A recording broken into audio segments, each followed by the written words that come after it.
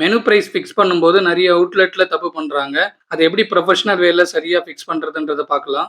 இதுக்கு எக்ஸாம்பிளா நான் ஒரு பீட்ஸா டிஷ் எடுத்துக்கிறேன். இப்போ இந்த பீட்ஸாவ ரெடி பண்றதுக்கு இன்கிரீடியன்ட் காஸ்ட் எவ்வளோ ஆகுது அப்படின்னா, ஒரு ₹100 ஆகுறதா கன்சிடர் பண்ணிப்போம்.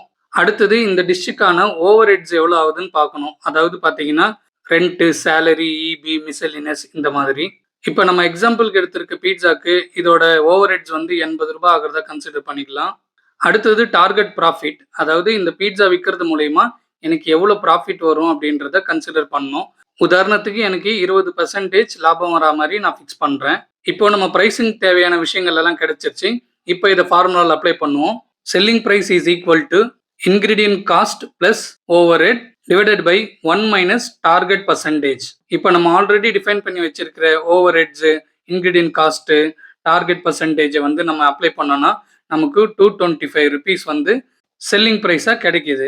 ஸோ இந்த வீடியோ உங்களுக்கு புரிஞ்சிருக்கும்னு நினைக்கிறேன். இது மாதிரி தான் நீங்க வந்து ஒரு மெனு ஃபிக்ஸ் பண்ணணுமே தவிர, காம்படிட்டர்ஸை விட ₹5 கம்மியா தரலாம், ₹10 கம்மியான்னு தரலான்னு சொல்லிட்டு ஃபிக்ஸ் பண்ணக்கூடாது. அப்படி பண்ணீங்கன்னா புளிய பார்த்து பூனை சூடு போட்டுன கதையாயிடும்.